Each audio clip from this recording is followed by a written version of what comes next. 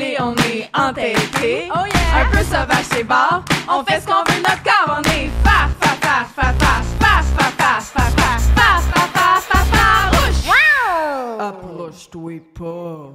Salut les farouches! Mon nom c'est Coralie Laperrière et j'utilise le pronom elle. Et moi c'est Emna Achour et j'utilise aussi le pronom elle. Et on est les animatrices de Farouche, votre podcast, bref.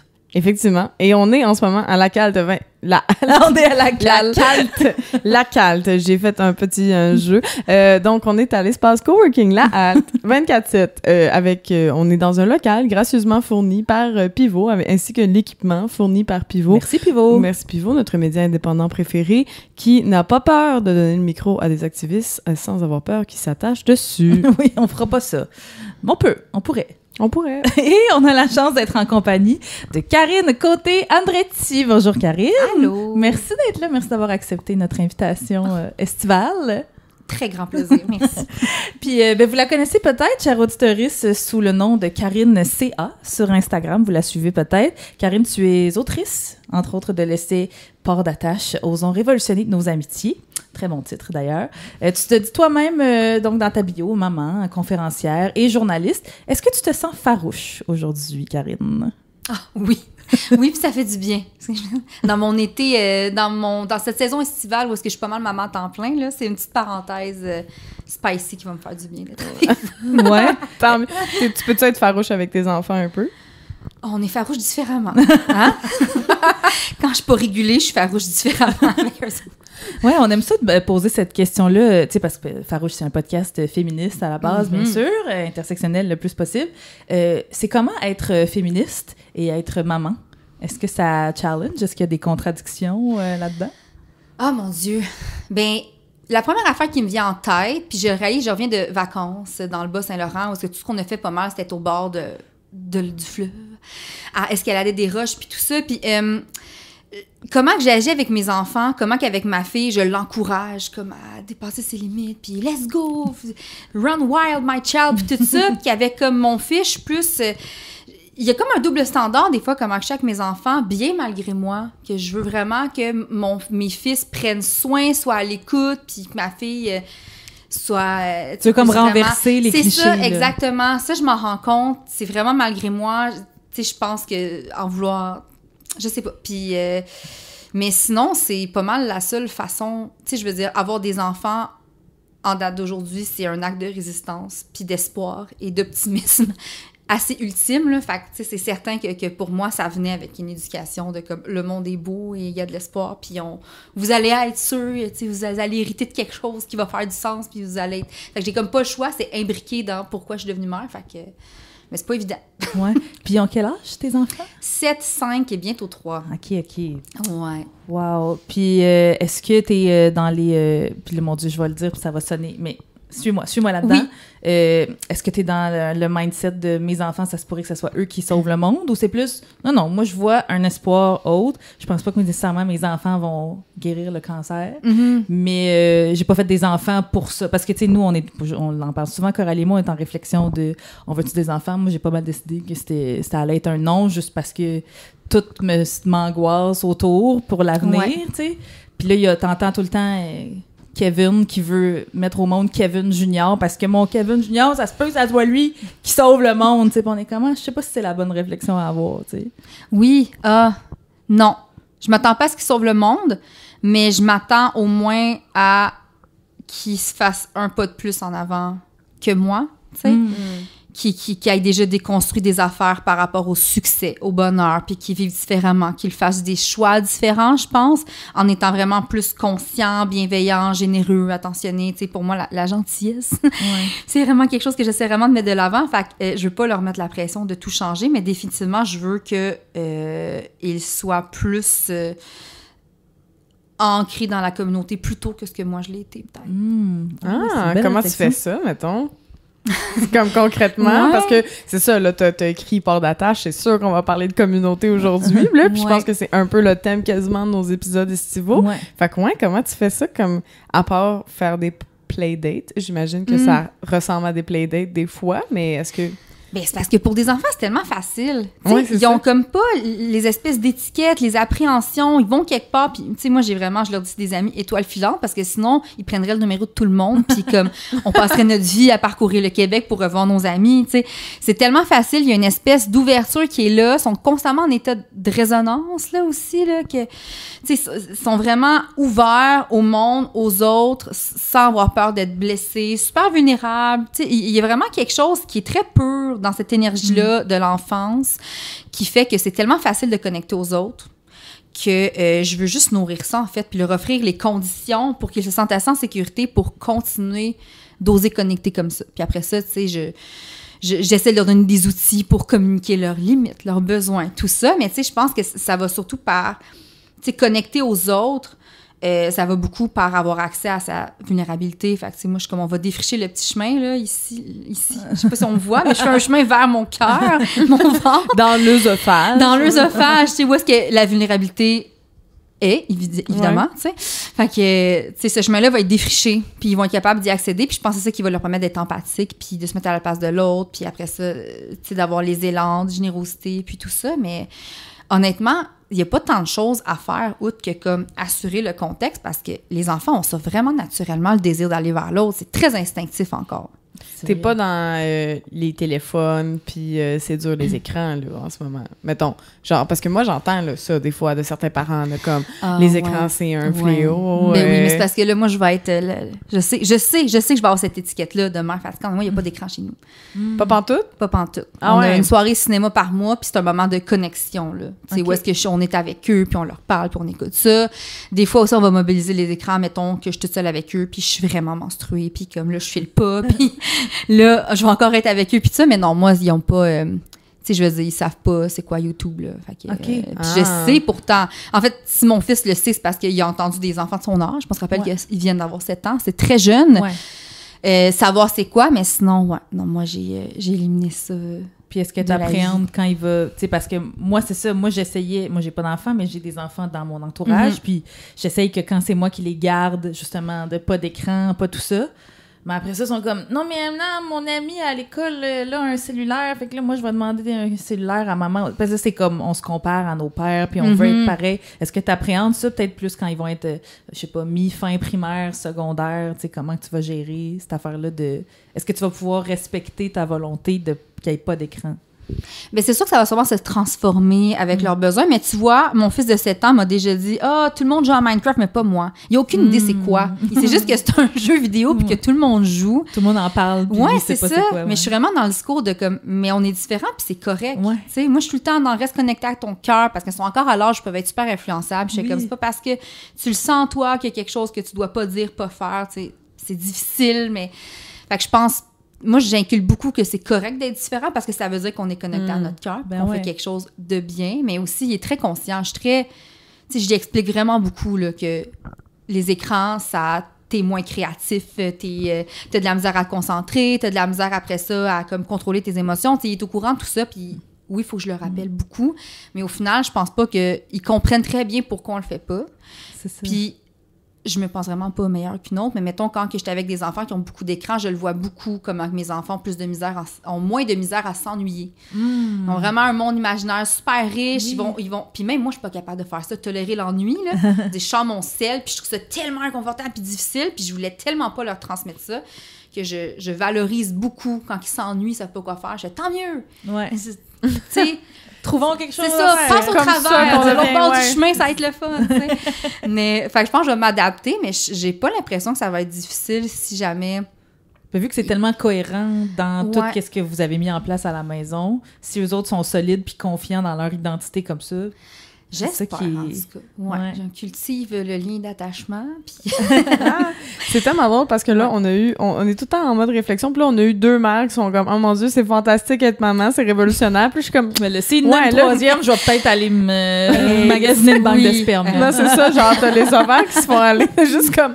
Je pense qu'on est beaucoup entre amis. Nos amis ont pas d'enfants. Tu sais, genre, toi, t'as ta famille qui a des enfants. Nos amis ont proches, par exemple, n'ont pas d'enfants. Fait que je pense que ça vient jouer. Moi, en tout cas, mes ovaires frétillent en ce moment. Mais il y a quelque chose de super riche, hein. Moi, mes amis pas d'enfants qui veulent être impliqués dans la vie de mes enfants, tu sais, il faut pas...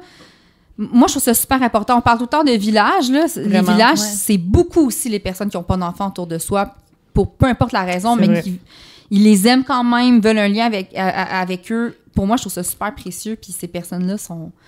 Je les mobilise dans ma vie. Ils sont quand même en contact, puis je pense que ça les nourrit aussi d'une autre façon. Oui, moi, c'est 100% ce qui m'a fait que j'ai été en paix avec le fait de ne pas avoir mes propres enfants, c'est de me dire, je vais constamment être entourée d'enfants, puis je vais pouvoir participer à la vie d'enfants autour de moi. Je veux être la tati que genre la mère appelle ou le père appelle quand ils ont besoin d'aide, puis ou juste qui vient souper un mardi soir avec eux autres, parce que moi, j'ai pas d'enfants, j'ai pas d'école demain, j'ai pas... Fait que je peux venir à tout moment. Moi, ça me va comme... Identité, ça a été rough, me rendre jusque-là, parce que toute ma vie, j'étais sûre que j'en voulais, mais on dirait que je suis confortable avec cette identité-là de la tati cool qui revient chez eux puis que c'est silencieux. Ouais, moi j'en parle souvent, mais moi, c'est ça, j'en ai pas d'amis proches puis qui ont des enfants. Puis des fois, j'étais un peu la fille weird qui est comme... Tu sais, genre, qui voit un nouveau bébé dans les amis proches, puis je suis comme... Est-ce que t'as besoin d'une gardienne? On s'excuse d'ailleurs aux mamans, on doit avoir l'air creepy quand on dit ça, mais c'est parce que pour vrai, ça nous ferait plaisir. Mais tellement pas.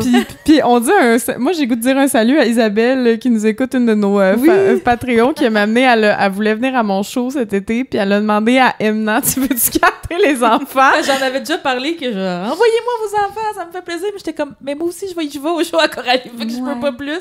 Mais oui, c'est...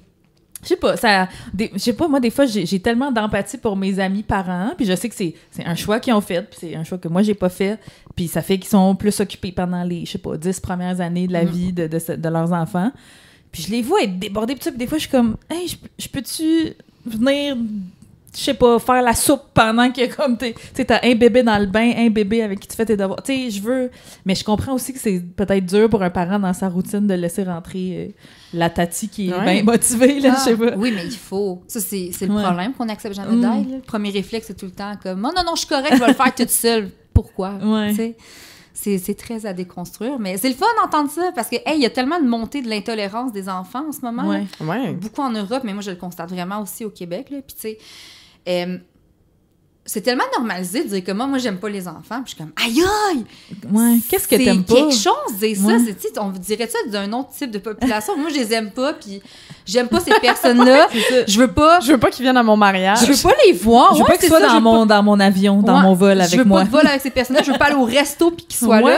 Ouais, ça, c'est fascinant quand même. Ouais, ça démontre vraiment la place de l'enfant dans la société, puis comment qu'on les voit comme des sous-humains, des humains de seconde classe. J'ai l'impression que c'est... Puis là, je suis sûre qu'il y a du monde qui sont mal intentionnés quand ils disent ça, puis que foncièrement, ils sont juste morts en dedans. Je sais pas, là, ils aiment pas les enfants, mais je pense qu'il y a une partie peut-être des gens qui disent ce discours-là, que c'est comme en réaction à, tu sais, notre sociabilisation de genre, la normalisation de comme, la vie est faite pour être vécue, de genre, tu te maries, t'as des enfants, puis tout est fait pour ça, puis des fois, il y a, tu sais, puis dans le sens, on valorise pas, mettons, les accomplissements des gens qui ont pas d'enfants. Tu sais, moi, je vois ça beaucoup de, là, dans une vie, on va aller au shower de bébé de notre ami, aux fiançailles de notre ami, aux anniversaires des enfants de nos amis. Mais moi, si j'ai une promotion à job puis que c'est ça mon accomplissement de mon année, ben c'est pas un enfant, fait qu'on va pas me... Tu sais, je pense que j'entends ce discours-là, en tout cas, dans mon algorithme, que ça serait comme en réaction à ça, de genre...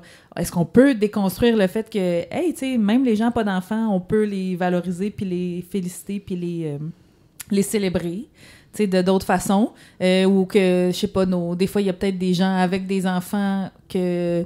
ils oublient un peu qu'ils ont des amis pas d'enfants, puis là, toutes les activités tournent autour de la famille. Mais moi, en même temps, je sais pas, c'est peut-être que j'ai la chance d'avoir une espèce d'équilibre dans mon entourage. Moi, je sens pas qu'on me force à genre, viens à la fête de mon fils. Viens, comme j'ai des activités, tu sais, je sors avec encore mes chums de filles qui ont des enfants, puis sont encore des femmes, même s'ils sont des mères, tu sais, puis il y a ça aussi, là, de... Oui, oui, tu pourrais, j'ai l'impression que t'es comme... Vas-y. Tu parles de dévaloriser les autres formes de succès, mais tu sais, moi, quand je suis devenue mère, j'ai vraiment réalisé, on valorise beaucoup la maternité, mais on dévalorise énormément les mères.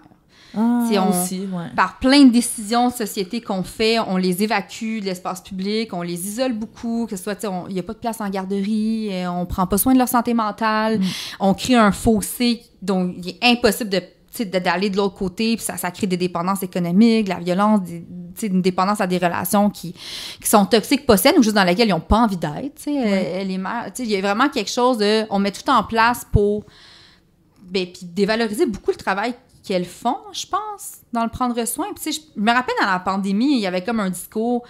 c'est comme à la fête des mères, je pense, que Québec solidaire avait comme fait un discours à l'Assemblée, comme « les mères, c'est elles qui tiennent en ce moment la société pour que ça puisse continuer. » Puis c'est fou, j'ai l'impression que ça a été oublié en 2 secondes, parce qu'après ça, non, pas plus de place en garderie, reste chez vous, on n'a pas besoin de toi ici, puis ici étant la société, tu sais. Ça, là, ça a été une grosse réalisation de comment on voulait vraiment beaucoup que je sois mère, mais comme, une fois que je suis devenue mère, moi, en tant que mère, on dirait que c'est pas... je ne suis pas une voix qu'on a envie de prendre soin d'écouter là, en ce moment-là. Ouais. Je sers beaucoup plus à soutenir pour que la roue du capitalisme continue puis qu'on enfante des enfants travailleurs. Ouais, c'est ça. Puis que, voilà. Puis tu sens-tu qu'il y a eu besoin que tu fasses un travail de... peut-être juste avant de devenir mère, mais je sais pas, peut-être ta mère, ta grand-mère, quelque chose. Les exemples que tu voyais qui étaient dans un prisme plus traditionnel que t'es comme... Hey, moi, je veux briser le cycle de, justement, les mères font tout, puis on les valorise pas. Puis ça, y a-tu eu un travail à faire de j'étais ton encore côté? là-dedans. Ouais. Moi, c'était mon plus grand rêve. Moi, j'ai pas eu de questionnement. Là. C'est comme, je vais avoir des enfants, puis je me rappelle, j'étais très jeune, puis je disais à mes amis, là, moi, si j'ai 30 ans, puis j'ai pas de partenaire, j'ai des enfants toute seule. Ouais. C'est sûr et certain. Ouais. C'est sûr. Puis quand que j'étais enceinte, on en parlait même, j'en parlais avec mon amoureux, on se disait comme on avait vraiment des enfants consciemment qu'on voulait passer du temps avec eux. On voulait pas entrer dans la routine de on les voit rusher le matin, rusher le soir, fallait qu'on puisse travailler moins, passer du temps avec eux, puis tout ça. Puis au départ, c'était moi qui devais travailler plus. Puis là, j'ai accouché, puis ça a pris le bord. Je suis vraiment le cliché qui était de tout a changé. Puis c'est vraiment l'affaire la plus instinctive que j'ai faite de ma vie, être mère. Puis parce que malgré toute ta préparation... Faut que tu le vives. Là, non, c'est ça. Ouais. Puis il y a vraiment quelque chose. Puis moi, j'ai senti beaucoup la pression. Hey, vite, sois autre chose qu'une mère.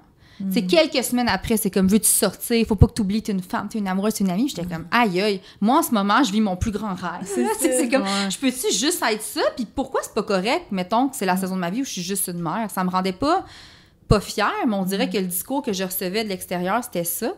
Fait que j'ai comme consciemment décidé de mettre de l'avant que, hey, ça peut aussi être cool. Je voyais beaucoup sur les réseaux sociaux, puis je pense que c'est important d'en parler, de ces solitudes-là plurielles qui viennent avec la maternité, puis des problèmes qu'on a, charge mentale, au niveau de la santé mentale aussi, puis tout ça, mais c'est aussi vraiment le fun, puis nourrissant, puis ça serait le fun aussi qu'on remette ça de l'avant. Fait que j'ai peut-être plus ça le travail que j'ai fait, mais sinon, encore aujourd'hui, je suis beaucoup dans le...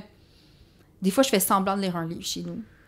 Puis ça me tente pas de lire, je suis pas concentrée, je me tente pas pantoute, mais je veux que mes enfants me voient faire autre chose que faire du ménage ou cuisiner. Tu sais, je suis comme, ils vont me voir lire un livre relax, là! Même si en dedans, je suis pas relax pantoute, mais je suis comme... Fait que je suis encore en train de déconstruire ça, mais c'était très mélangé, qu'est-ce que je viens de dire. Mais tu fais des trucs consciemment quand même. Consciemment quand même, pour montrer que oui... Parce que tu sais c'est quoi les clichés, tu sais c'est quoi les impacts de certains comportements. Mais tout en montrant que... Tu sais, moi, je travaille pas à temps plein parce que je veux être là avec mes enfants, puis je me suis beaucoup fait... En fait, j'ai vécu beaucoup d'incompréhension de la part de collègues dans le milieu dans lequel j'étais, là. Comment, pourquoi? Puis t'as pas peur pour ta carrière? Puis j'étais comme... Oui puis non, dans le sens que je sacrifierais pas ça pour ça. Fait que j'ai envie de montrer que c'est possible, mais en même temps, ça vient avec le fait que je suis tout le temps là, puis c'est moi, le parent par défaut, qui prend plus soin, puis je veux pas n'être que ça. Fait que c'est ça un petit peu... La fine... C'est ça, c'est la fine ligne sur laquelle tu marches, mais oui.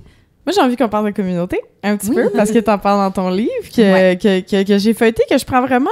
moi, je prends le temps de le lire, parce que chaque chapitre, je trouve, c'est comme... Il y en a qui disent ça par rapport au livre. C'est comme un bon vin. tu le prends quand t'es prêt, tu sais, ou que comme, tu sais, genre, il a vieilli, puis ben, tu le prends. Puis je trouvais ça vraiment intéressant comment tu parles de communauté, puis comment... C'est vrai qu'on n'en parle pas beaucoup dans ce monde. Déjà, je veux savoir, depuis la sortie du livre, ça fait 1 an-ish, 1 an et quelques, et comment les gens parlent... Tu sais, t'as dit que ça t'avait aidé à tisser des nouveaux liens, ce livre-là. Parle-moi-en, je veux tout savoir. Bien, en fait, j'ai vraiment été chanceuse aussi parce que, faire le travail de ce livre-là, ça m'a permis de prendre conscience de plein d'angles morts que j'avais. sais, par exemple, que j'acceptais jamais d'aide, que souvent, je mettais des limites parce que je pensais que c'est ça, prendre soin de moi, mais au final, je m'isolais. Tu sais, les limites ont le dos large, là, ces temps-ci. Là. Puis, tu sais, souvent, en fait, moi, je pense qu'on met nos limites avec des guillemets, mais ce qu'on fait, c'est qu'on s'évite de tolérer l'inconfort des relations, tu sais, parce que il y a quelque chose de très... Moi, j'avais en tête que l'amitié, c'était beau, c'était merveilleux, fallait vraiment s'investir là-dedans, mais tout comme la communauté, ça reste des relations humaines complexes, puis ça va être inconfortable. Tout dans la société, même prendre soin, le self-care, c'est moi. Fait qu'évidemment, quand tu arrives en relation avec une autre personne, il y a des couches de socialisation à déconstruire, puis de valeurs incrustées vraiment profondément. Fait que moi, c'est ces anglements-là que j'avais, comme j'aspirais à des amitiés vraiment grandioses, en m'imaginant que ça allait être juste du beau, mais c'est vraiment difficile, tu sais. Qu'est-ce que tu parles grandiose? Genre, à quoi tu penses? Comme, on fait un voyage en Grèce, puis on pense... Tu sais, c'est quoi? Non, moi, c'était vraiment... Toi, moi, c'était mon village. Tu sais, moi, j'ai pas une super relation... J'ai pas vraiment de lien avec ma famille, en fait, là, tu sais. Fait que j'ai tout le temps eu des trous à boucher, si on veut, puis j'ai tout le temps eu de la misère parce que les gens n'ont jamais eu les mêmes attentes que moi, les mêmes besoins que moi, on dirait, les personnes que j'ai rencontrées. Moi, je voulais juste des gens avec qui partager mon quotidien puis des relations aussi intimes que j'ai avec mon chum. C'est ça pour moi, tu sais, quelqu'un vraiment avec qui que je pourrais avoir des projets communs à long terme, puis tu sais, vivre ma vie un petit peu, là. Fait que c'est avec beaucoup de réciprocité puis d'intention. Fait que c'était vraiment ça pour moi, là. C'est vraiment la base, là. C'est vivre ce pour qu'on est censé vivre, là. Pour moi, c'est vraiment... La base, c'est les connexions humaines, là. Mais c'est ça, j'étais beaucoup dans le... je tolérais pas vraiment l'inconfort de ce que ça l'amenait. Fait que ça m'a vraiment fait prendre conscience que j'avais du travail à faire là-dessus. Puis sinon, c'est juste parce que c'est super con, mais j'ai été invitée à tellement de podcasts par rapport à mon livre. Ah ouais? Puis je terminais chaque fois en disant, là, je viens de déménager dans les cantons de l'Est, je connais pas un chat, j'ai jamais mis pied ici. Genre, si vous voulez aller prendre une marche, un café, un verre, c'est écrivez-moi. Puis comme, les gens m'ont écrit. J'étais comme, si les gens m'ont écrit, clairement, mais c'était tout le temps weird parce que j'avais l'impression que les gens me connaissaient plus que je les connaissais. Ah ouais, ça, c'est un classique. Là. Les gens t'entendent dans leur parasocial. Ouais. C'est ça, c'était super. C'est quand même, j'ai réalisé à quel point c'est vulnérabilisant, cette affaire-là. Mais au final, j'ai vraiment créé des beaux liens grâce à ce livre-là, que les gens m'ont écrit des témoignages super beaux. Puis ça... J'ai aussi été invitée à beaucoup de clubs de lecture puis de rencontres qui ont été faites. Ça a été super riche. Puis j'ai tissé des liens de cette façon-là. J'ai rencontré du monde. Fait que pour moi, c'était comme vraiment autant dans le processus intérieur que concrètement rencontrer des gens. Là. Ouais, oui, puis vas-y. J'allais dire, pour ce que je disais tantôt, on dévalorise d'autres sortes de communautés que celle de la famille. Ben c'est un peu ça. Ça rejoint aussi un peu ça. Puis t'en parles, je pense, dans le livre on met le couple au-dessus de toutes les autres sortes de relations entre deux humaines, alors que les amitiés, c'est ça, comme tu dis, elles sont aussi complexes, elles sont aussi... elles ont besoin d'autant d'entretien, sinon plus, peut-être des fois, que l'espèce de fatalité du couple. Je sais fatalité, oui, c'est ça. Comme c'était horrible, mais... Ben, je pense qu'on pense qu'il y en a besoin de plus, mais au final, c'est juste la même énergie, même intention, même engagement qu'on a dans nos relations amoureuses, tu sais. Puis c'est ça que j'aime de l'idée... T'sais, moi, je suis monogame et heureuse, mais j'aime cette idée-là du polyamour où est-ce qu'on met pas de limites puis qu'on reste ouvert au possible tout le temps, tu sais. Parce qu'on dirait qu'avec la mononormativité, où est-ce qu'on hiérarchise les relations puis que le couple, tu sais, une fois arrivé à l'âge adulte, toutes nos énergies vont à trouver notre partenaire amoureux-amoureuse, tu sais. Puis beaucoup moins vont dans nos amitiés. Mais si jamais on reste ouvert à tous les possibles, que toutes les personnes sont sur le même pied d'égalité, de « Hey, je pourrais vivre quelque chose de nice avec cette personne-là, qui sait? » Mais on se laisse pas ces portes-là, tu sais, d'ouvertes. Fait que je pense que c'est pour ça que ça demande plus d'efforts, mais au final, quand on est dans cette posture-là, ça demande juste des efforts égaux à nos autres types de relations. Puis souvent, l'amitié, ça a été démontré, il n'y a pas beaucoup d'études sur l'amitié, mais de plus en plus, mais souvent, les effets sont plus bénéfiques qu'une relation de couple parce que c'est souvent des personnes avec qui on n'a pas nécessairement d'engagement matériel. On n'a pas de maison, on n'a pas de famille, tout ça qu'on est pogné dans cette relation-là. On a plus de liberté. Les gens qui sont là par choix. On se choisit, c'est comme une espèce d'amour rassurant je suis choisie, cette personne-là pour moi. Ben, puis... Encore plus fort, dans le sens, il n'y a pas d'échange d'intimité de sexuelle, ou nos besoins primaires de genre fourniquer. Là, mais il y a beaucoup d'intimité physique, par exemple. Moi, j'ai rencontré plein de personnes qui sont comme ouvertes à « Hey, je peux coller mes amis puis quand même combler un besoin d'intimité physique. » Ouais, des câlins d'amis. Il y a quelque chose de plus... C'est ça, il y a plein de gens. J'ai été vraiment surprise. Plein de personnes qui disent justement que c'est après une séparation, qui ont comme commencé à explorer cette affaire-là avec leurs amis parce qu'il y avait des besoins, mais ils ne voulaient plus rien savoir d'être en relation de couple monogame. Ouais. Fait qu'ils ont commencé à explorer ça, puis ils ont réalisé que ça compte vraiment un besoin que j'ai plus besoin d'aller chercher ailleurs après. Ben oui, puis moi, j'ai une amie, on l'a reçue au podcast, vous allez l'entendre, Chantal Poulain. Elle disait qu'en séparation, elle a fait du co-dodo avec des amis, de juste comme, mais vraiment juste faire dodo ensemble. J'en ai rencontré aussi pour mon livre, ouais. C'est ça, c'est toutes des choses auxquelles on pense pas, puis non seulement on pense pas, mais on pense qu'on n'a pas le droit d'y penser. Qu'on dérange pourtant, ou que c'est réservé juste à quelqu'un avec qui on est en couple, avec qui on se commet. Mais c'est vrai que c'est bizarre quand tu y penses que on se permet 1 million d'affaires avec notre partenaire amoureux, mais qu'on a de la gêne peut-être avec nos amis. Tu sais, moi, c'est ça, quand je me suis séparée, puis j'ai trouvé ça dur, tu sais, j'avais réalisé, mettons, qu'à tous les soirs, avant de me coucher avec mon ancien amoureux, on se disait bonne nuit depuis la première fois, tu sais, depuis notre premier jour de début de relation jusqu'à quand je suis partie de la maison. Fait que, tu sais, mes amis me disaient, maintenant, écris-nous bonne nuit à nous. Tu sais, on va le faire, nous, cette routine-là, comme ça, ça te fait peut-être moins...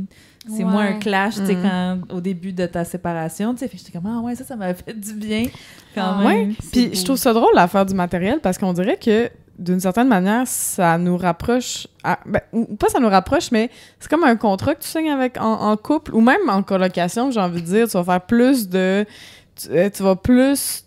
te donner d'efforts parce que t'es comme c'est parce que le sofa ça va être compliqué à racheter, tu sais, comme dans le sens que comme vu que on dirait que se séparer ça vient avec d'autres tâches, j'ai le goût de dire, ou d'autres inconforts, on dirait que c'est pour ça que des fois un couple tu vas mettre des efforts parce que tu te dis là ça va être des tâches ne plus être avec cette personne-là, alors qu'un ami, vu que t'as pas vraiment quelque chose, tu sais, comme vous devez rien, mais genre t'as pas un chat en commun, t'as pas un appart, t'as pas un bail, on dirait que t'es comme un ami, je peux pas leur rappeler, je peux laisser cette amitié-là mourir, on néglige il y a moins de conséquences. Ouais, j'ai l'impression que on dirait que on néglige, puis j'ai l'impression que c'est super matérialiste au final. Pourquoi on néglige les amis? Ouais. C'est ça qui... c'est aussi très dans la culture, là, tu sais, que ça va vraiment en bas de la liste. Puis on a cette idée-là que l'amitié, c'est un élastique qu'on peut étirer, puis ça va jamais se péter, ça va comme revenir... Quand on le lâche, il revient vraiment à l'état initial, puis oui, un peu. Mais on dirait que ce qui fait la force de l'amitié, ça fait aussi sa fragilité, parce qu'à cause de ça, on est capable d'étirer vraiment beaucoup. C'est ça. L'élastique. Mais... Est-ce que vous avez déjà eu des ruptures dans l'amitié? T'sais, moi, je me rappelle de trouver ça extrêmement inconfortable de devoir rompre avec une amie, mais que des fois, je me dis, mais c'est la seule... Je me sens plus bien, puis je veux pas juste la ghoster puis let it fade away. Faut que je lui dise, hey, je pense qu'on est rendu ailleurs. Tu sais, comme je dirais à un partenaire, là, je pense qu'on est rendu ailleurs, puis j'aime mieux qu'on s'appelle plus. Tu sais, c'est bizarre. Ah, mais t'es bonne, parce que ghoster, en fait, il y a une étude récente qui démontre que c'est la façon préférée de se désengager d'une amitié de bien des gens. Puis c'est pas mal, c'est pas parce qu'on care pas, mais c'est souvent parce que notre génération, on n'a pas beaucoup d'attachements sécurisants. Hein? Ouais. Puis en attachement évitant anxieux, on tolère mal l'inconfort. Fait que souvent, c'est par ça, parce qu'on est inconfortable, mais aussi parce qu'on n'a pas assez de compétences communicationnelles. Oui, ça, t'en parlais ici. Ça, pour moi, ça a été une révélation de comprendre ça. On n'est pas tous égaux face à comment on communique nos émotions. Puis à cause de ça, c'est la raison numéro 1 que les gens ghostent. Ils savent juste pas comment le dire. Ils savent même pas. Mais je pense aussi que, tu sais, tantôt, je parlais de vulnérabilité. Comment nommer quelque chose que tu ressens pas, que tu n'as pas de place, auquel tu n'as pas accès. Fait que tout ça, c'est comme entremêlé, mais ouais, fait que les gens vont beaucoup ghoster, comme un très, très grand pourcentage. C'était une étude très récente là, au Québec, en plus, à l'Université de Sherbrooke. Ben oui, puis moi, ce chapitre-là dans ton livre, justement, moi, ça m'a fait du bien parce que j'ai vécu une genre de rupture amoureuse. Pas de ghosting, mais je pense que tranquillement, amical, pas vite... amical, mon Dieu. Mon chum, il l'apprend maintenant en montant. On vit une rupture amoureuse. Non, amicale, puis ça s'est vraiment fait... tu sais, comme très, très, très progressivement. Puis j'avais comme cette espèce de deuil que j'étais comme, voyons, je suis dans ma tête. Puis ça m'a vraiment fait du bien de te lire parce que j'étais comme, OK, oui, ça arrive. Puis, mon Dieu, là, les abonnés, vous allez me dire si je me répète, là, mais je trouvais ça intéressant. Mettons, c'est mon chum qui m'avait dit, moi, j'étais comme, non, mais je crois à la communauté, il faudrait que je continue, mais j'avais plus comme d'intérêt à continuer cette relation-là. Puis mon chum me dit, mais tu n'es pas une communauté. T'es toute seule, tu sais. Puis il y a ça aussi que je trouve intéressant de comme... c'est quoi notre responsabilité des fois comme amis quand la personne, elle n'a pas construit de communauté, tu sais, parce qu'on s'arrive, puis c'était une amitié avec un garçon, on s'entend, il y a des gars qui ont pas beaucoup d'amis, puis c'est un phénomène qui commence à être répandu, mais c'est quoi notre responsabilité avec certains amis quand t'as plus envie de le voir, cet ami-là, mais tu y crois à cette affaire de communauté-là, puis tu y crois au village. Il y a comme, on dirait que moi, c'est ça qui m'a fait le plus mal, c'est de faire... J'avais l'impression d'être hypocrite avec ma façon de penser, parce que j'étais comme... J'ai plus envie d'être la seule personne pour lui, d'être le pilier pour lui, mais si je quitte, il y a plus rien.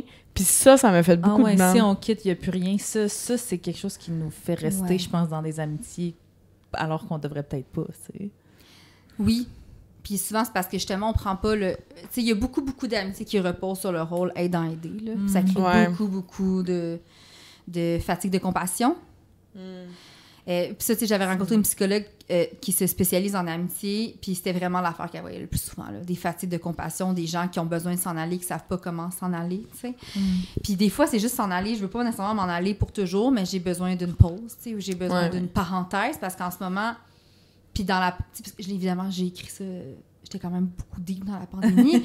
Puis, tu sais, on est tous un peu à se tenir la tête hors de l'eau. Comment qu'on peut avoir l'espace pour les autres, cette affaire-là, que c'est là que ça devient important, la force d'homme, la communauté. Puis moi, j'aime ça, voir la communauté comme une réciprocité pas directe.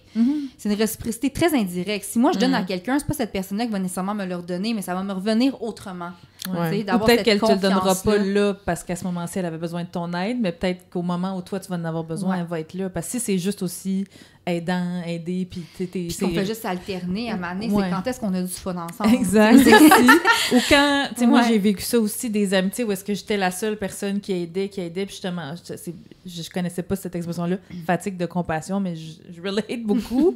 Puis là, quand la fois, tu sais, moi aussi, je suis pas quelqu'un qui demande beaucoup d'aide et tout, puis là, la fois où je suis à terre, là, ma grand-mère est décédée, là, je suis une loque humaine, là, la personne, elle est jamais là pour moi, là tu fais comme, OK, je donne pas en espérant avoir un retour, mais me semble un petit un petit ça va-tu, t'es-tu correct, as-tu besoin de quelque chose, me semble ça serait le fun, tu sais. Oui, puis tu sais, le prendre soin, c'est très féminin, là, on s'entend, là, puis même... Je pense que j'en ai parlé en plus sur les réseaux sociaux. Je t'ai dit, j'ai rencontré comme Andréane Cormier, qui est chercheuse à York, puis elle s'intéresse à la responsabilité étatique des relations. Dans le fond, c'est quoi la responsabilité de l'État dans la création puis l'entretien de liens, tu sais? Puis c'est une question qui était super complexe parce qu'elle était là, tu sais, l'État peut pas nous obliger à avoir des amis ou entretenir des liens, mais elle a l'obligation de nous donner les outils puis les ressources. Dans ton rapport d'impôt, là. C'est ça. Puis j'étais comme genre... Parce que au début, si j'ai posé la question, j'étais comme, ça a comme pas d'allure de se dire qu'on est obligé d'être amis parce que ça va être nous, les femmes encore, qui vont être pognées d'être amies avec les personnes qui nous haïssent, qui nous violentent, là, puis elle était là exactement. Puis c'est pour ça que dans ces études-là, il y a comme deux camps, vraiment, les personnes qui sont comme, ça n'a pas de sens, parce que c'est sûr qu'avec nos années de socialisation, ça va encore finir que les femmes vont devoir prendre soin des pauvres incels, tu sais. Puis ça me fait beaucoup penser à l'espèce d'épidémie de solitude que les hommes... C'est comme si c'était notre responsabilité encore, puis c'était vraiment ça qu'elle décriait, mais en même temps, il y a une nuance quelque part de, est-ce qu'au moins, il y a une possibilité que la société nous donne les outils, les ressources. Puis les ressources, on parle de temps, on parle d'argent, on parle de connaissances, donc on parle de communication non-violence, avoir nommé nos émotions, de sécurité aussi, là, tu sais, c'est sûr que comment avoir accès à ma vulnérabilité si ma vie est en jeu chaque fois que je marche dehors, ça arrive, tu sais. Il y a comme plein de choses. Aussi, j'ai envie de dire, là, comme si t'es, tu sais, les quartiers, je veux pas les villes en 15 minutes, là, qu'on dit, par exemple, tu sais, c'est important d'avoir un quartier proche parce que, tu sais, moi, cet ami-là, par exemple, il était proche de chez nous, c'était pratique d'avoir un ami, c'est un ami que je voyais souvent parce qu'il est à côté de chez nous. Je pense que si mes amis étaient plus proches de chez moi, je les verrais plus souvent. Fait que déjà, d'être loin, d'avoir besoin d'une voiture, d'avoir besoin d'argent pour se déplacer, veux pas comme... Moi, des fois, je les vois, là, mes voisins, là, ils font un souper, là, puis là, tu vois, là, tous leurs amis, ils reviennent tous en char chez eux. Je fais... T'habites où?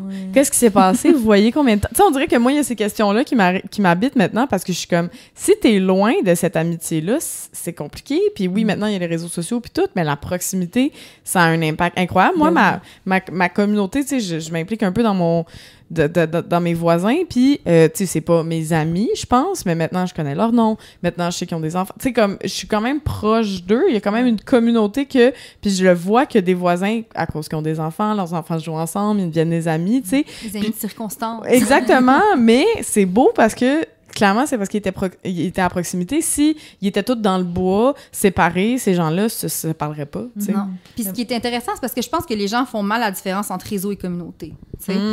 Puis les réseaux, c'est vraiment quelque chose qui est plus transactionnel, tu sais, dans le sens que je suis en contact avec toi, on garde des liens souvent parce que ça enlève le capital social. Donc, le capital social, c'est un concept en réaction au capital financier pour démontrer qu'avoir des relations puis un réseau social, ça va nous octroyer certains privilèges, certaines opportunités.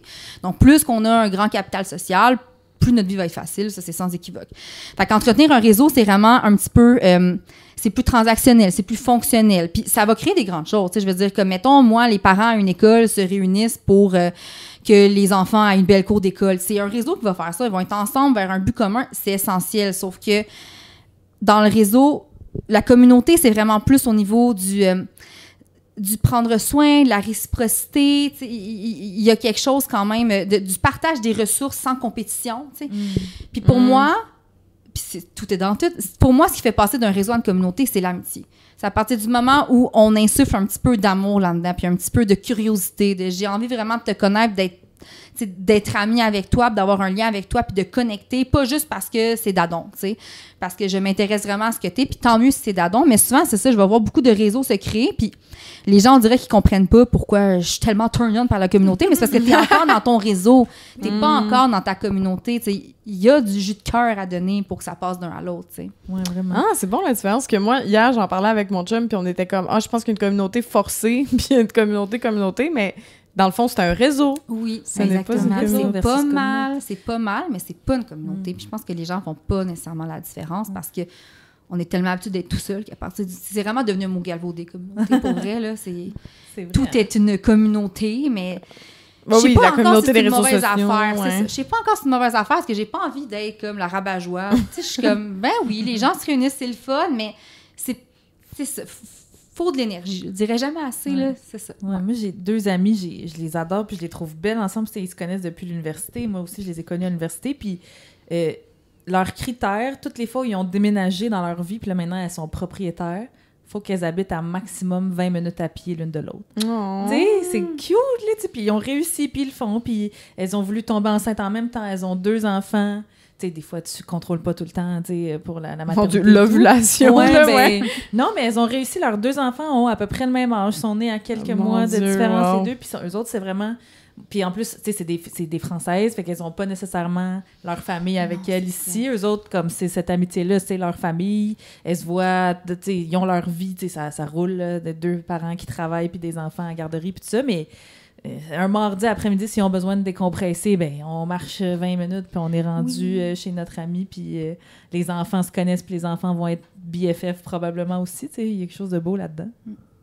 Mais c'est des partenaires de vie. Tu sais, tantôt, quand on parlait de hiérarchiser les relations, tu sais, un partenaire de vie, c'est pas juste ton chum, ta blonde, ou peu importe, c'est des amis aussi, là, avec qui, littéralement, tes 2 amis font leur vie ensemble. Ouais. Ah oui. Tout est pensé en fonction de l'autre, là, puis c'est très riche, puis ça a été aussi démontré que dans un couple monogame, les personnes qui ont aussi des amitiés riches, leur couple va être plus fort parce que tout ne repose pas c'est vrai. sur le couple. Ils sont capables après ça d'aller chercher d'autres choses chez leurs amis, puis de vivre des affaires aussi avec d'autres personnes. Ça laisse plus de liberté au couple, tout ça. Donc, ça fragilise moins le lien que quand tous les besoins puis toutes les attentes sont sur une seule personne. Oui, j'ai envie de te partir là-dessus parce que j'ai vu une publication sur... parce que tu fais des petites vulgarisations, tu fais des petits hashtags en 5 minutes. Tu as parlé de « emotional gold digger » à un moment donné. Parle-nous-en. Sur Instagram, oui. Ça, je me rappelle pas en quelle année c'est apparu, mais en gros, c'était le principe de dire que dans un couple monogame, souvent, la femme, monogame hétérosexuel, la femme va être à la fois l'amoureuse, l'amante, la meilleure amie, la psychologue, la cheerleader et la directrice des ressources humaines de son chum, tu sais. Parce que l'homme, souvent, quand il est dans une relation amoureuse, va vraiment... Il va avoir que sa blonde avec qui va être vulnérable, il va avoir un engagement certain. Puis d'ailleurs, c'est des statistiques très, très tristes, mais tu sais, à la suite d'une rupture, souvent, les hommes qui qu'il y a une rupture avec leur partenaire amoureuse vont vraiment sombrer en dépression parce qu'ils n'ont plus personne d'autre. Puis la personne qui soutenait tout est plus là. C'est elle qui faisait tout pour eux, tu sais. Fait qu'il y a quelqu'un sur Twitter un moment qui a dit « On pourrait-tu mettre le terme, tu sais, gold digger, à toute la charge, le travail émotionnel qu'une blonde fait pour son chum, tu sais. » Mais c'est en réaction au fait que les femmes, on se fait traiter de gold digger puis qu'on est attiré juste par les hommes qui ont de l'argent et tout ça. Mais on peut-tu parler de toutes les ressources que moi j'apporte à la terre? C'est exactement ça. Ce que l'homme vient chercher chez moi. Ça, c'est d'être gold digger de mes Exactement. Et puis la séparation, là, c'est comme tellement une joke. C'est une joke souvent dans les séries, mais on le voit en vrai. Là, c'est comme le couple se sépare, la fille, elle sort avec le party, on s'en va au karaoké avec les chums de girls, puis genre, la vie sociale, on dirait, explose pour une femme qui devient célibataire, parce que ses amis sont comme « Oh my God, enfin! On va s'occuper de toi. On va s'occuper de toi. » Puis il y a comme puis le gars sombre dans une isolation. Là, tombe en dépression, parce qu'on dirait qu'il... Ben c'est ça aussi, c'est plus dur d'entretenir des amitiés. Puis il y a même eu un numéro humoristique, puis j'aimerais ça me rappeler de l'humoriste, là, mais je pense qu'il est anglais, en tout cas. Il disait que son père avait pas d'amis. Tu sais, je veux dire, comme, c'est sa mère qui avait des amis, qui avait des maris, puis ils devenaient amis de circonstance, tu sais, puis c'était comme ça. Puis quand les liens se rompaient, tu sais, toutes ces connaissances-là, ces amitiés-là disparaissaient en même temps, tu sais. Fait que c'est quelque chose de lequel on rit ou qu'on est conscient, en tout cas, depuis vraiment longtemps. Puis même dans la façon de socialiser, tu sais, tu sais, j'ai reçu ça beaucoup comme critique, là, des hommes qui ont lu mon livre, qui m'ont écrit pour me dire « On dirait que tu nous dépeins comme des personnes pas capables d'avoir des émotions saines. » Si le chapeau te fait, mon chum. Mais j'étais comme... Mais justement, je me semble que non. J'ai eu des témoignages super sensibles d'hommes qui aspirent à plus d'intimité, à des amitiés profondes, puis c'est difficile parce qu'ils n'ont pas le... On parlait de nommer... Ils n'ont pas le champ lexical, ils n'ont pas les outils, ils n'ont pas été socialisés de cette façon-là, puis il y a quelque chose dans l'intimité physique. Moi, pour vrai, j'ai parlé à 3... J'en ai parlé à beaucoup, là, mais il y en a 3 en particulier que j'ai en tête qui étaient là. J'aimerais ça coller plus mes amis de gars, puis crime, on dirait que l'homophobie, tout ça, ça fait en sorte qu'ils sont pas capables. Mon but, c'était... pour ça. Moi, j'ai de l'empathie, puis on en parle souvent parce que Coralie est une de mes seules amies avec un chum sain. Puis... non, c'est pas vrai. Mais on en parle souvent, puis j'ai de l'empathie pour ça, puis en même temps, je suis comme... Ben, ça serait le fun que ça repose pas tout sur les épaules de la partenaire qui est une femme. C'est ça, parce que souvent, les hommes que j'en ai rencontrés, ça a tellement été difficile d'écrire ce chapitre-là parce que je voulais justement pas que ça tombe dans l'amitié, c'est pas pour vous, vous êtes pas bon là-dedans. Je voulais vraiment avoir un regard sensible sur ça parce que c'est vrai qu'ils vivent beaucoup de solitude, puis c'est vrai que ça affecte dangereusement leur santé mentale, ça a plein d'effets délétères dans leur vie, mais... Tu sais, la majorité me disait, ceux qui étaient capables de me parler de façon vulnérable, parce qu'on va se le dire, c'est des témoignages quand même intimes que les gens me livraient, mais ils me disaient que leurs plus belles amitiés, c'était avec des femmes. Mais c'est ça, j'allais dire. Souvent, moi, j'en ai plein des amis de gars. Puis j'en fais souvent une joke, là, que genre, je suis féministe, j'ai pas les hommes, j'ai plein d'amis hommes. Puis c'est vrai, puis mes amis de gars ont des amis de femmes. Ils ont pas d'amis de gars, beaucoup. Alors que je suis comme, mais vous êtes triste pour eux. Mais en même temps, je suis comme, vous êtes tous des gars qui sont amis avec des femmes, probablement vous seriez amis entre vous aussi, que probablement vous aimez cette vulnérabilité-là. Mettre en contact. Ouais. Puis pourtant, là, tu sais, les gars... Tu sais, moi, dans mon entourage aussi, ils show up, là, les gars, là, les uns pour les autres, sans poser de questions. Tu sais, justement, ils parlent pas entre eux, mais ils sont tout le temps là. Tu sais, il y a beaucoup de services rendus, comme le langage de l'amour, là. Ils sont beaucoup dans le faire, puis tout ça, puis ils sont beaucoup dans le côte-à-côte, là, tu sais. Dans les façons socialisées, il y a côte-à-côte, face-à-face. Face-à-face, souvent, on va attribuer ça aux femmes. Elles vont se parler, aller prendre un café, aller prendre un verre, avoir des belles discussions profondes sur plein d'affaires. Puis le côte-à-côte, c'est vraiment faire des choses ensemble. Aller au hockey, aller checker une exactement. Game de hockey. Jouer aux jeux vidéo. Puis je vois ça parce que mon chum, mettons, s'il sent pas bien ou que tes amis sentent pas bien, fait que moi, on s'en va jouer au badminton. On s'en va faire quelque chose, tandis que moi, ça va plus être comme, hey, viens, on va prendre un verre de vin, puis on va parler. On va jouer pendant 3 heures non-stop. C'est super intéressant, justement, parce que nous, tout le monde en général, avoir trop de face-à-face, ça tombe qu'on tombe souvent dans un loop de catch-up friendship. Oui, on parle de notre vie plutôt que de la vivre ensemble. Fait que ça fait qu'il n'y a aucune vulnérabilité. On fait juste raconter comme « Ah, j'ai été vraiment triste. Ouais. » Mais là, ça va, je suis correcte. Il n'y a pas d'intimité, il n'y a rien qui s'approfondit. On fait juste raconter nos vies puis se rattraper, puis on vit rien ensemble. Fait évidemment que même si je vais prendre 12 cafés puis je fais juste parler de ma vie puis rien faire, je vais encore craver d'amitié puis d'intimité parce que ça va pas être satisfaisant, tu sais. Fait qu'il faut faire attention, tu sais, les deux formes extrêmes. c'est pas bon. Mais le sentez-vous ça quand vous passez, tu sais, moi j'ai beaucoup d'amis de beaucoup de cercles différents, fait que je peux pas les voir en même temps, fait qu'il faut comme que j'étale quand est-ce que je vois mes amis. Puis des fois des amis que ça fait 6 mois que j'ai pas vus, à la fin, là, je me sens pas rassasiée parce que je suis comme on s'en est pas vu pendant 6 mois, on est allé prendre un café pendant 2 heures, puis tout ce qu'on a fait, c'est comme rattraper les affaires. Mais on a-tu connecté? On a-tu vécu quelque chose ensemble? Là, moi, je pense que c'est pour ça que je travaille avec toutes mes amies. Moi, j'ai quasiment un problème, là. Genre, des fois, j'en ris, puis moi, je trouve ça triste, mais je suis comme... Toutes mes amies proches, je travaille avec. Tu sais, moi puis Emma, on est super proches, on travaille ensemble. Mon amie Madeleine était une des seules avec qui je travaillais pas. C'est rendu ma gérante. comme je travaille avec mes amies parce qu'on dirait que ça me permet de construire quelque chose avec elle. Ça me permet de vivre de quoi avec elle, d'avoir plus d'affaires à jaser parce qu'on est en train de construire quelque chose. On dirait que j'ai vraiment de la misère je suis de la misère à avoir des amis avec lesquels je ne travaille pas. Après ça, on fait un métier formidable qui est l'humour et comme, tu sais, on est dans des bars, on rencontre des gens le fun. Fait que on a vraiment cette chance-là. Mais ouais, moi, j'ai de la misère. On en parle souvent des fois de « Hey, Coralie, on va-tu faire quelque chose? » Puis on nomme pas le mot farouche, mettons, mais on a de la misère à le faire parce que c'est... En plus, quand t'es dans l'autoproduction puis dans t'es travailleuse autonome, tu travailles un peu tout le temps, t'es tout le temps un peu en train de travailler, fait comme c'est dur de complètement faire la coupure, puis farouche, c'est notre bébé, puis... Mais comme des fois, je suis comme, hey, est-ce qu'on miss out on des affaires parce qu'on va pas une fin de semaine faire du kayak, là, je sais pas, on le fait pas, ça. Peut-être parce qu'on aime pas ça. Ça va être un lac à l'épaule farouche, mais genre au lac. Fancy building. Oui. Mais il y a quelque chose de la culture commune qui est importante aussi, parce qu'il faut pas non plus mépriser... Tu sais, je me rappelle, il y a des gens, ils méprisent beaucoup le small talk où ils disaient comment ça, c'est mes amis, mais on veut juste comme se voir pour écouter OD, mettons. Puis comme, je suis comme... c'est une forme d'amitié, puis ça t'apporte du plaisir, t'es bien, tu vis de quoi, vous riez, vous parlez plein d'affaires. C'est votre culture commune, puis c'est correct. Puis ça soit genre jouer à Donjon Dragon, faire du tricot, aller, tu sais, peu importe quoi, là. Quand on construit une culture commune, il y a quand même... C'est un des catalyseurs très puissants d'une amitié. Fait que je pense pas que c'est que, tu sais...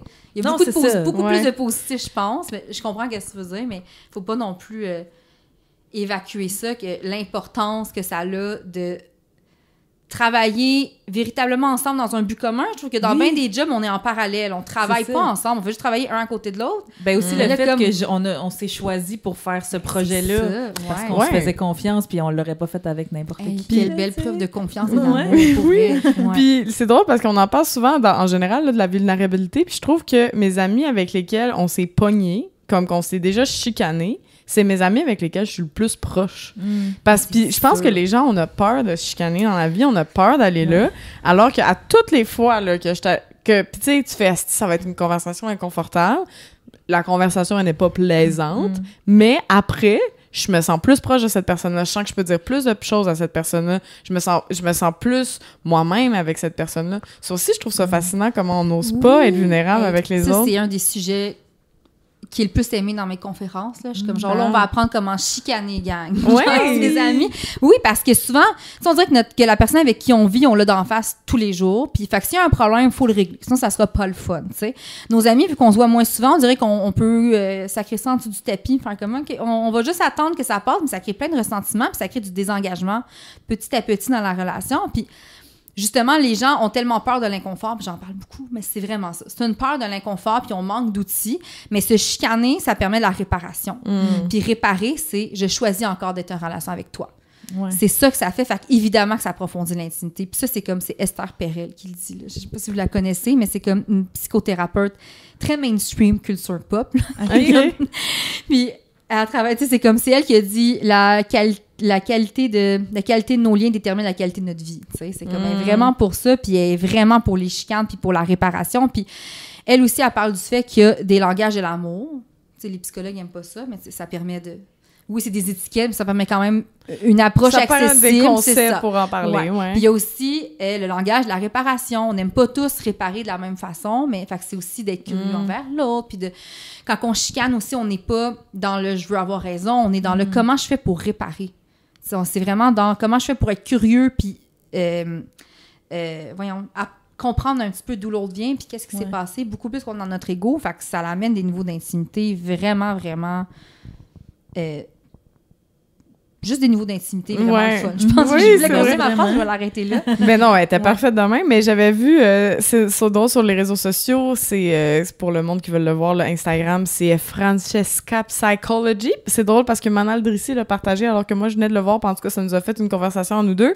Mais en gros, je vais vraiment le traduire en bon québécois, là, ce qu'elle disait en anglais. Elle disait, la communauté, c'est pas commode. Être dérangé, c'est le prix à payer pour de la connexion puis de la communauté. C'est peut-être de partager un espace, aller quelque part quand ça ne tente pas ou recevoir quand on est fatigué. Puis on a échangé la pagaille de la communauté pour la facilité de la solitude, puis on a perdu des choses vitales en chemin. Puis je trouvais ça vraiment intéressant parce que c'est vraiment cet aspect-là qu'on en parle, tu sais, on va le voir souvent sur les réseaux sociaux, tout le monde veut un village, personne veut être un villageois.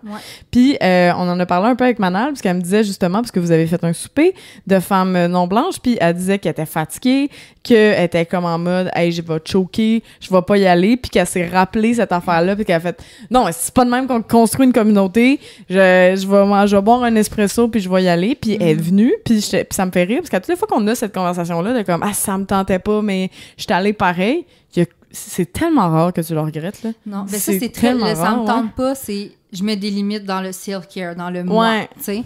Puis c'est drôle, je l'ai vu, cette publication-là, puis je l'avais enregistrée pour la partager plus tard, parce que ça, c'est mon sujet de l'heure en ce moment, romantiser la communauté. C'est faire comme si c'était beau puis facile. Fait que quand ça l'est pas, on dirait que c'est comme « Ah, c'est pas pour moi, puis j'ai besoin de retrait, puis tout ça. » Puis tu sais, souvent...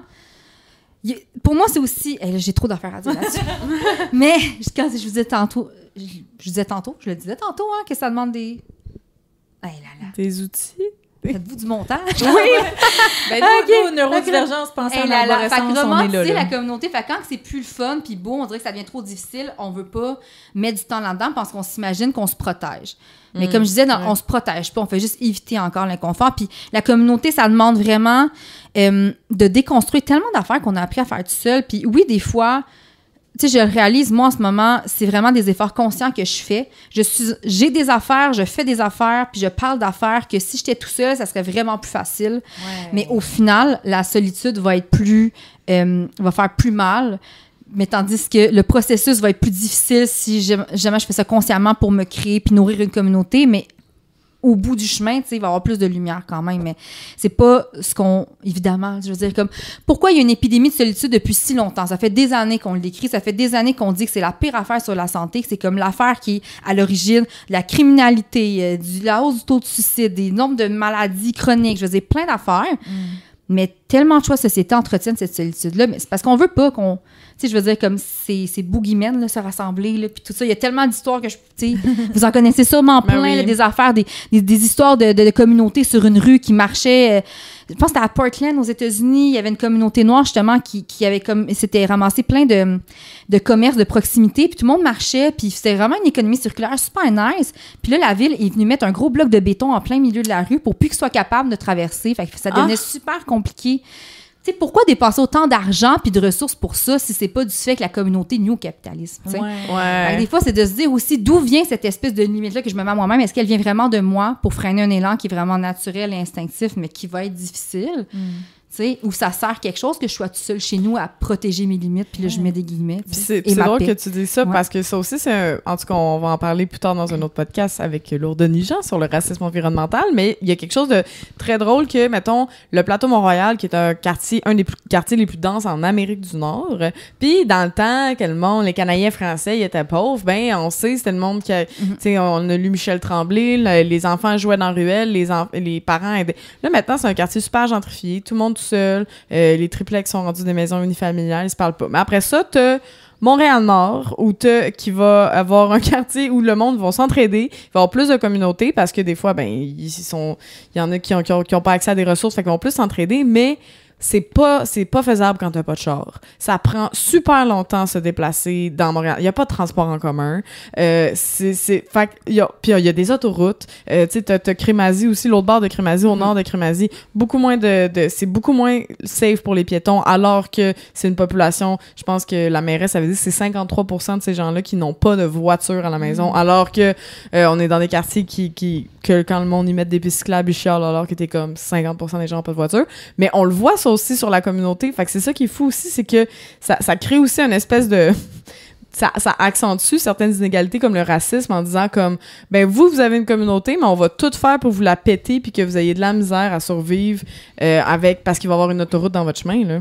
Ouais, mais c'est fou. Puis tout est dans tout, là. On fait plein de liens, mais je voulais revenir parce que tu me fais réfléchir, là, quand tu me parles de... Est-ce qu'on aime véritablement ça, être tout seul, ou c'est qu'on nous a forcé à être seul puis pas vivre en communauté? Mais tu sais, moi, dans les derniers mois, quand je découvre ma neurodivergence puis j'essaie de déconstruire ça, mettons, avec ma psy, elle me dit, parce que, mettons, j'y arrive puis je suis épuisée puis je me sens mal, je me sens coupable de pas être assez là pour mes amis. Puis là, elle me dit, mais ça serait quoi à toi, Emna, une soirée idéale?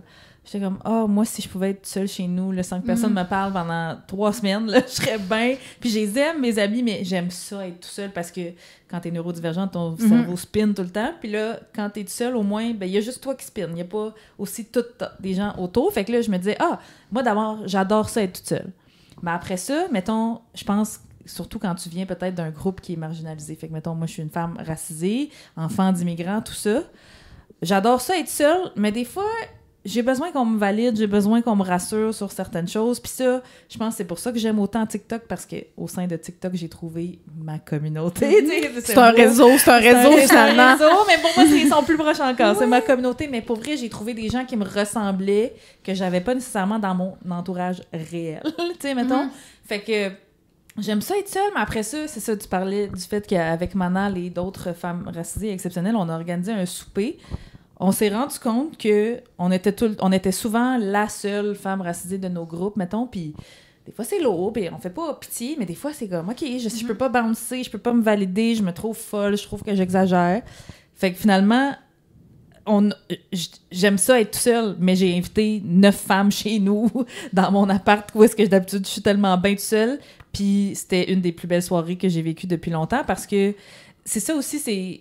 Peut-être que je me sens épuisée quand je suis dans une communauté qui n'est pas vraiment la mienne. Ouais. Quand je dois masquer, quand je dois faire semblant de fitter dans un réseau. Non, mais c'est tellement intéressant ce que tu dis là. Puis ça ressemble beaucoup à... Moi, j'ai parlé à une femme autochtone, une femme noire, puis une femme autiste qui est suspecte de l'autisme. Puis c'est un peu le même discours qu'il disait. C'est que ça me demande tellement d'énergie des fois dans des milieux blancs que... Au final, je m'isole, mais on dirait que c'est moi que je punis. C'est moi qui perds, ouais. Mais au final, c'est tellement épuisant. Fait que ça revient beaucoup. Fait que, c'est comme un cercle vicieux. Ça me ramène ça. Puis c'est tellement pertinent. Puis ça, c'était clairement des angles morts qu'on a. Puis ça me fait penser au fait que je trouve on dévalorise beaucoup, en tout cas, on méprise le fait d'avoir besoin de se faire valider par les autres. C'est comme si, non, moi, je me fous de ce que les autres pensent, puis je fais ce que je veux, quand je veux, puis je suis comme... Il me semble que c'est profondément humain de vouloir appartenir à un groupe puis de vouloir se faire valider. Tu sais, je suis comme, pourquoi? Il y a beaucoup de niveaux aussi. Il y a beaucoup de niveaux, genre, mais... j'ai pas besoin de valider si mon T-shirt il est beau pour que je le porte, mettons, là. Ça, c'est peut-être un peu... Ouais. Mais valider une expérience que je vis puis je suis pas certaine puis j'ai envie de bouncer avec quelqu'un. Tellement important. Karine, il y a une question aussi qu'on a l'habitude de poser à nos invités en ces épisodes estivaux. C'est la question Belle et Rebelle. Parce que Belle et Rebelle, c'est le nom d'une boutique qui est sur la place de Saint-Hubert à Montréal. C'est aussi notre fabuleux commanditaire. Il nous aide avec le podcast. Puis ce qu'on aime beaucoup de cette boutique-là, c'est que c'est une boutique 100% féminine. L'équipe est toute femme composée. Et c'est une boutique qui encourage les artisans locaux, valorise les produits durables fabriqués dans le souci de préserver la planète.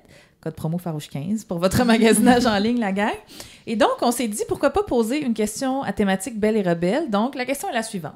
Est-ce que toi, il y a des aspects dans ta vie où est-ce que tu appliques la notion de décentrer les hommes? Un peu comme l'ont fait les employés de Belle et Rebelle. Ou est-ce que tu insistes pour encourager des femmes alors que l'espèce de statu quo ou le neutre, là, ça aurait été de, je sais pas, écouter de la musique qui est faite par des hommes. Mais là, toi, t'es comme, non, I go out of my way, je trouve ça important, j'encourage des femmes. Y a-tu des aspects de ta vie où est-ce que tu fais ça? Ou tous?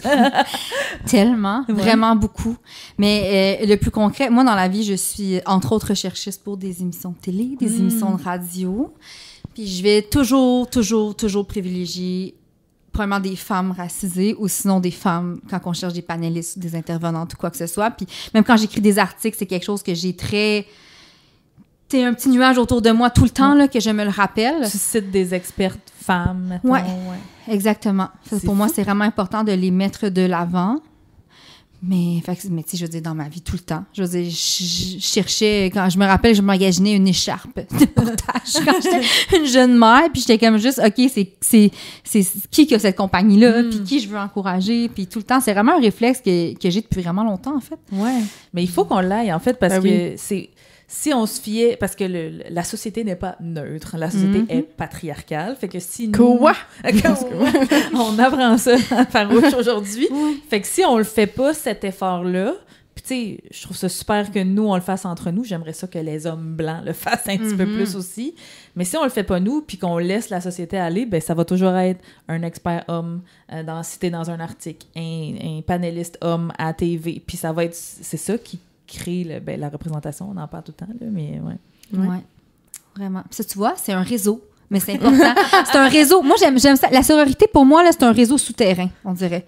C'est des choses là, qui se font pas nécessairement dans l'œil public, pas nécessairement mis de l'avant. Puis je trouve qu'avec tous les articles, les chroniques qu'on a ces temps-ci par rapport à ce qui reste de MeToo, je trouve ça encore plus pertinent d'en parler, de cette espèce de réseau souterrain-là qui nous unit, puis comment qu'on j'aimerais ça qu'il soit plus inclusif, ce réseau-là, mais comment qu'on prend soin, puis qu'on partage l'information, puis c'est vrai, parce qu'il y a possibilité d'être très frontal dans notre sororité, tu sais, comme, mettons, Farouche, on le dit, on invite que des femmes, des personnes à diversité de genre, tu sais, moi, mon festival Hystérir, pas d'hommes sur mes scènes, pas d'hommes cis du tout. Ça, c'est comme plus, je pense, pour pallier, justement, tu sais, on dit tout le temps tasser la fenêtre d'Overton. Nous, on est dans l'extrême qui est très soft, on va se le dire. Mais aussi de le faire plus subtil, de genre, c'est moi qui est en charge de faire la recherche pour ton émission, pour beaucoup les invités. Ça va juste être des femmes, je t'ai pas dit, non, fuck les hommes. Je t'ai juste dit, moi, je pense... Comme si c'était tout naturel. Oui. Ouais, les plus pertinentes, éloquentes, c'était ces personnes-là, c'est toutes des femmes. C'est comme... c'est parfait. Puis, est-ce que tu as une petite anecdote de mansplaining pour nous aujourd'hui?